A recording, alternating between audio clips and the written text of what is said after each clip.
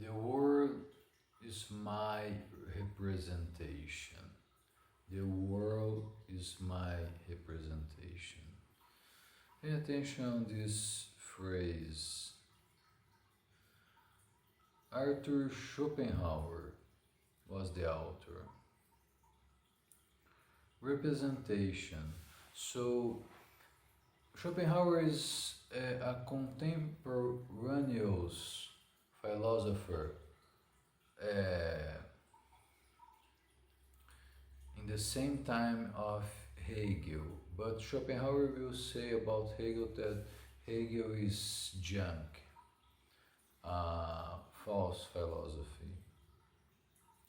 But what we can bring from Hegel to start to understand Schopenhauer is there's experience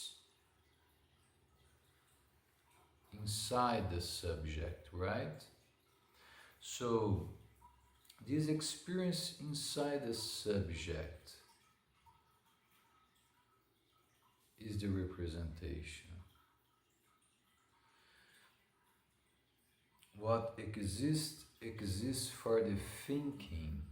So the object of our perception, our sensitive structure, the object in our mind. This is the representation, right? So the thing itself, it's impossible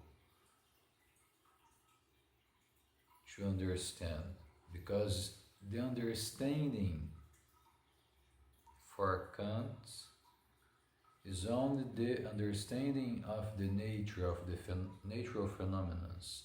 For Hegel, there is also the experience of the cultural world, the mind, the thoughts, the experience of the thoughts. And Schopenhauer will say we have the subject. The subject is what is different of the object. When the subject is finished, starts the object. So the subject is what remains when you get out the object, right?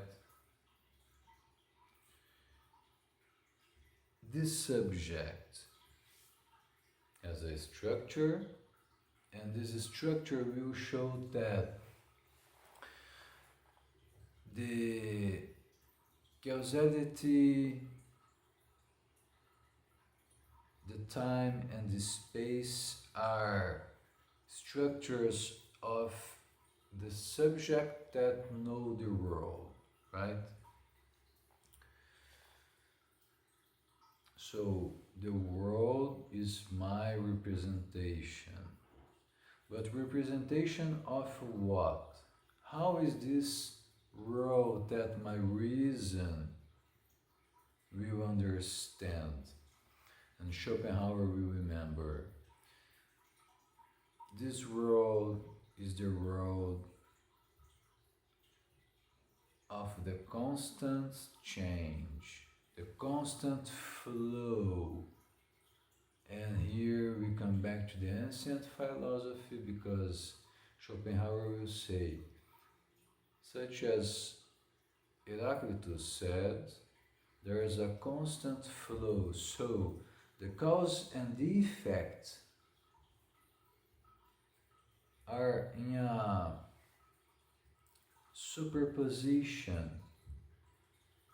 There is no present for Schopenhauer, there is no future, there is no past, nor the present exists.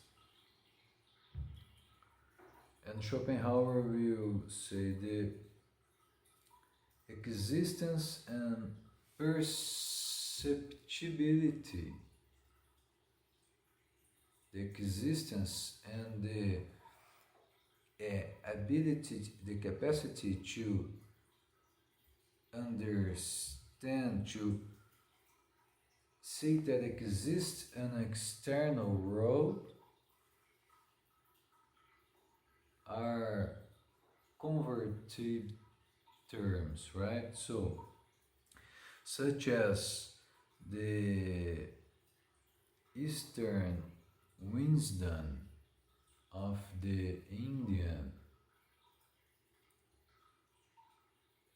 stated, existence and perceivability are converted terms. So, this subject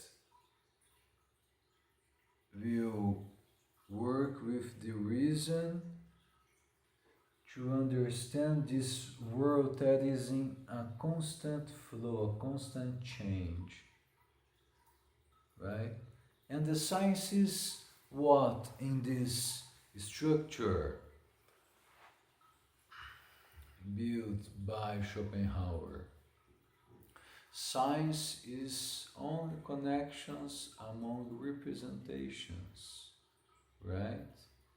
The representations that we have about the world and the connections among these representations. Okay, but the phrase was, the world is my representation. So let's now analyze the mind. Mind refers to the will. The masterpiece of Schopenhauer, the world as will and representation. And this will, when we take this will and put as an object of the subject that I understanding something, so we bring objectivation of the will,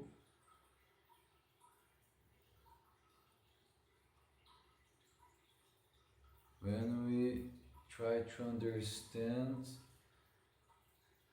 the self, Schopenhauer will say, the will of life affirms and after deny.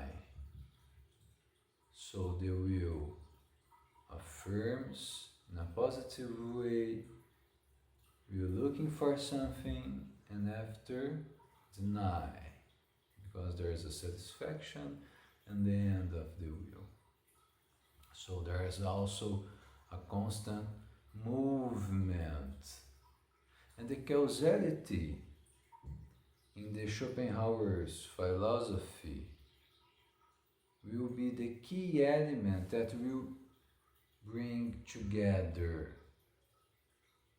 in the issue of science time and space, because Schopenhauer will state everything's relative and it's impossible. There's space without time and time without space, and causality showed this to us. Why? Because it's necessary that you have time, for example, arithmetics and geometry, you need space.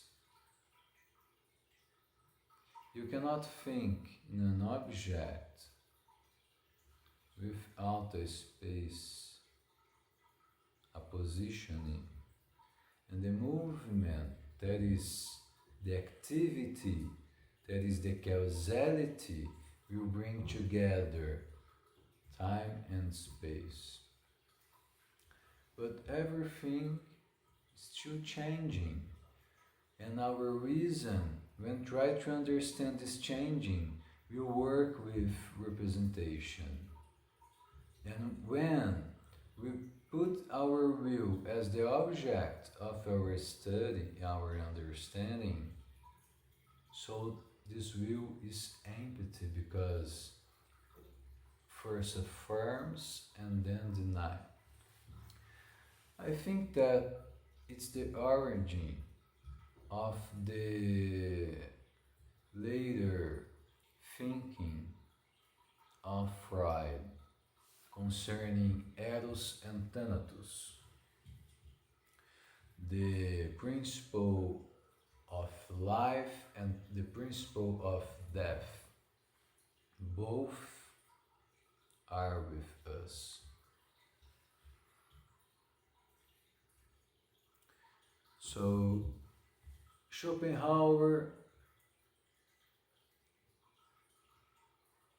put the will as a main target, the word as will and representation,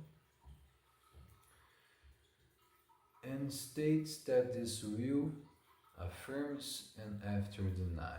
Affirms and after deny. So it's empty. Let's see what Nietzsche think about this. What Nietzsche will bring to us as a development of this subject that the modernity put as the main focus, right?